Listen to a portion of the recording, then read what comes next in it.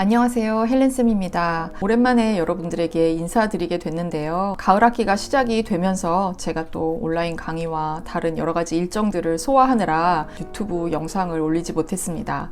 오늘은 제가 여러분들하고 같이 읽고 싶어서 이렇게 책을 찍는 또 영상을 준비를 하게 됐습니다. 제목은 겸손한 뿌리라는 책인데요.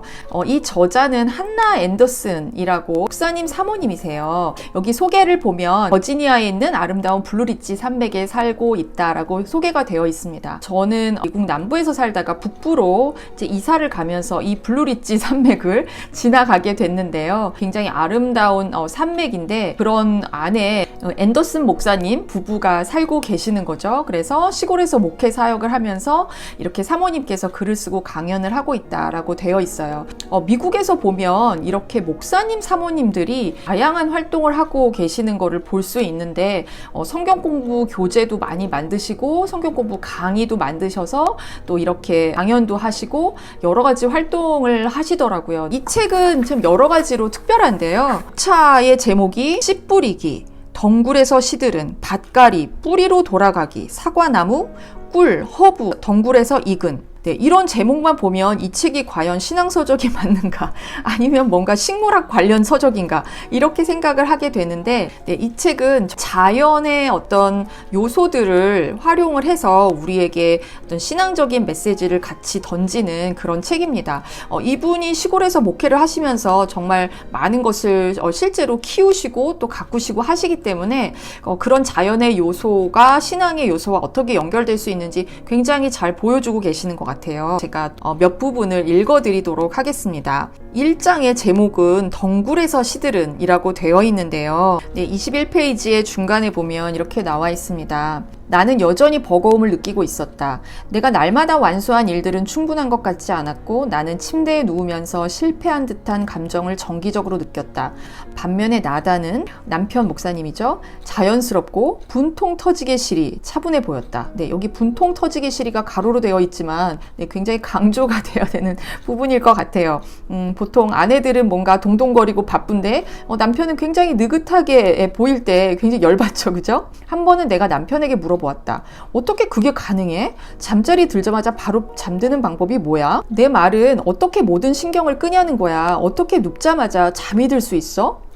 남편 목사님께서 그건 그렇게 복잡하지 않아. 정말로 나는 피곤하다. 나는 눕는다. 눈을 감는다. 그리고 잠드는 거야. 사모님께서 글쎄 나도 피곤한 건 마찬가지야. 그런데 내 머리는 멈추지 않고 계속 굴러가고 있어. 난 내가 다 처리하지 못한 일들이랑 내가 일어나서 해야 할 일들이랑 아이들을 피아노 학원에 데려가는 걸 잊지 말아야 한다는 생각, 그리고 또 편집자에게 이메일을 보내야 하고 낸시에게 수술이 잘 됐는지 전화해야 한다는 걸 생각하면서 곱씹게 되는데 남편께서 한나야 그건 당신이 만점녀라서 그래. 그가 내 말을 끊었다. 난 80점만 맞아도 만족하는 사람이야. 그냥 잠이나 자. 정말 그랬나? 내가 정말로 완벽주의자였나? 나는 완벽주의자 같은 느낌이 들지 않았다.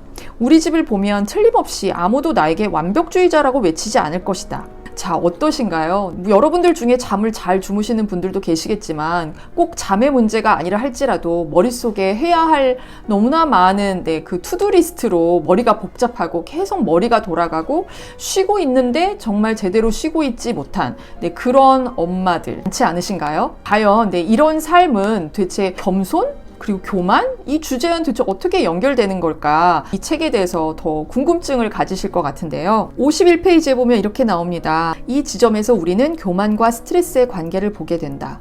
교만은 우리가 실제 지닌 것보다 더 강하고 더 능력 있다고 믿게 만든다. 교만은 우리가 해야 하는 것 이상을, 우리가 할 수 있는 것 이상을 해야 한다고 생각하게 만든다. 그리고 막상 그렇게 하려고 하면 여기 비유를 썼는데요. 버터 하나로 너무 많은 빵을 발라 먹는 것처럼 힘없이 여기저기 늘어져 있는 듯한 이게 무슨 의미일까요? 버터 하나로 너무 많은 빵을 발라 먹는 이 우리식으로 이 비유를 비교하면 어떻게 할 수 있을까요? 김치 한 조각으로 밥 한 그릇을 먹는 그런 걸까요?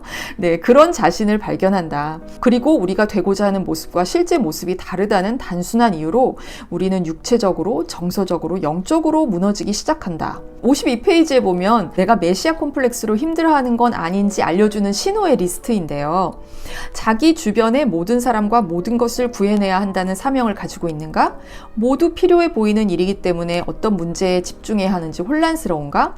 누군가는 해야만 하는 일이기 때문에 새로운 책임을 금세 떠맡게 되지만 애초에 내가 이걸 왜 맡았을까 하는 느낌에 빠져서 결국 후회하게 되는가? 자신의 진가를 알아봐 주지 못한다는 느낌을 받으며 쉽게 자기 연민에 빠지는가?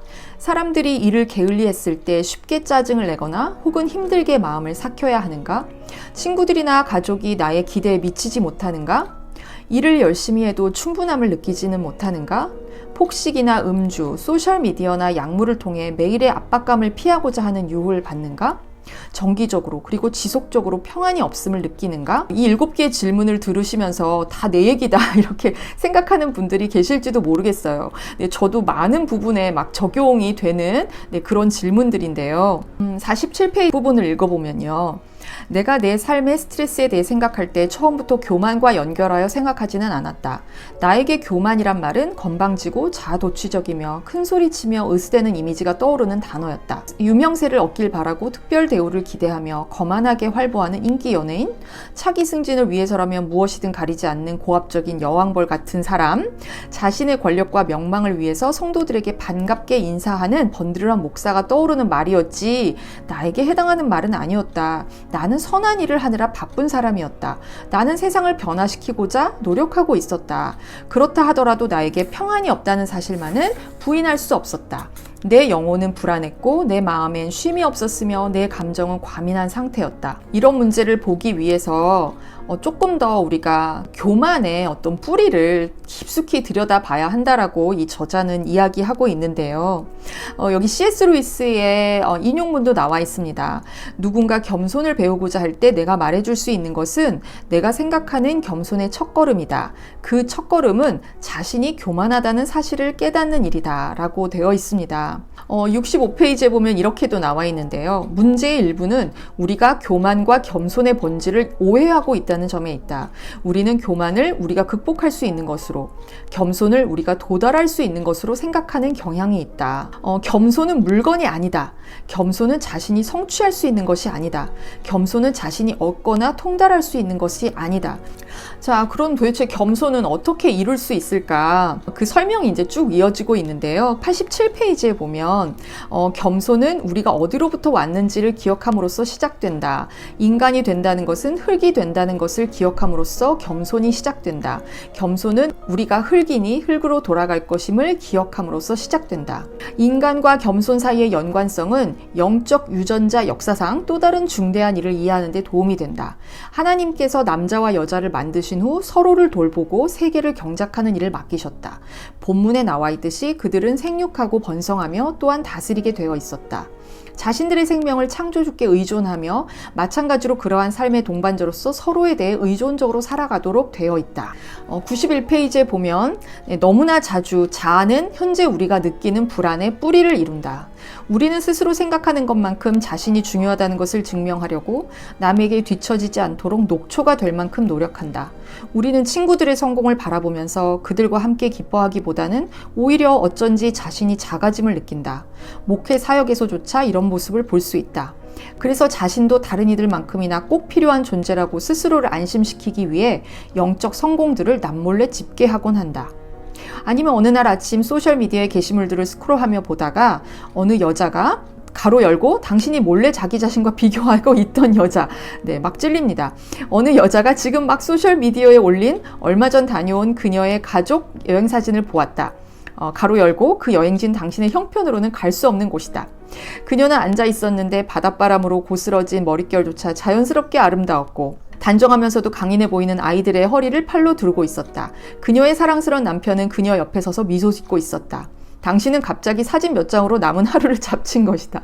네, 이런 경험 있으시지 않으신가요? 네, 소셜미디어를 보는 것이 오히려 우울증을 증가시킨다는 심리학 연구도 있거든요. 그래서 소셜미디어에 지나치게 빠지는 것이 좋지 않은 어떤 심리적인 영향을 미친다라고 되어 있는데, 네, 영적으로도 그렇죠. 왜일까? 왜 다른 사람의 성공이 당신을 그렇게까지 휘저어 놓을까? 왜 그녀의 휴가 사진이 당신의 인생을 덜 중요하고 더 작아 보이도록 만드는가? G.K. 체스터턴의 말을 뒤집어 본다면 당신의 삶이 작아 보이는 이유는 아마도 당신의 삶에서 그저 당신 자신이 너무 커졌기 때문일 것이다. 그 뿌리에는 교만이 있다. 교만은 우리의 정체성을 하나님의 정체성과 혼동하게 만들며 우리 자신을 실제보다 더 크게 생각하도록 만든다. 네, 공감이 되시나요, 여러분? 우리가 이렇게 스트레스를 받는 것은 우리 스스로를 너무 과대평가하고 우리가 다 할 수 있다라고 생각하는 교만에서 출발하는 것은 아닌가라고 저자가 도전하고 있는데요. 101페이지에 보면 이 책의 핵심 문제이자 주제는 다음과 같다. 우리는 예수님이 아니다. 예수님이 자신을 통해 우리의 인간됨을 회복시키려 오신 것이지 우리가 예수님인 것이 아니다. 우리가 전적으로 선한 의도를 가질 수 있을는지는 몰라도 그분과 따로 떨어져서 무언가를 추구하고자 한다면, 심지어 겸손을 추구한다 할지라도 우리는 그저 또다시 자신의 교만으로 행동할 뿐이다. 결국 우리가 우리의 삶에서 신과 같은 역할을 하려고 할 때 우리는 뭔가 정신없어지고 계속 스트레스는 받고 나름대로 노력은 하고 있는데 뭔가 열매는 보이지 않고, 이런 쳇바퀴 도는 듯한 삶에서 지쳐가는 게 아닌가라는 생각이 드는데요. 제가 지금까지 읽어드린 부분은 바로 1부의 일부 내용을 제가 좀 발췌해서 읽어드렸고요. 더 구체적으로 이제 어떻게 해야 하는가라고 하는 부분에 대해서 2부와 3부에 이어서 그 내용이 나와 있습니다. 재밌는 건 이 책이 이분이 출판한 두 번째 책인데요. 겸손한 뿌리는 초록색이잖아요. 첫 번째 책은 이 표지 이 느낌은 되게 비슷한데 블루 색깔이에요. 파란색 색감을 지니고 있고요. 그 다음에 이분이 2018년도 재작년이죠. 그때 요 다음 책을 또 만드셨어요.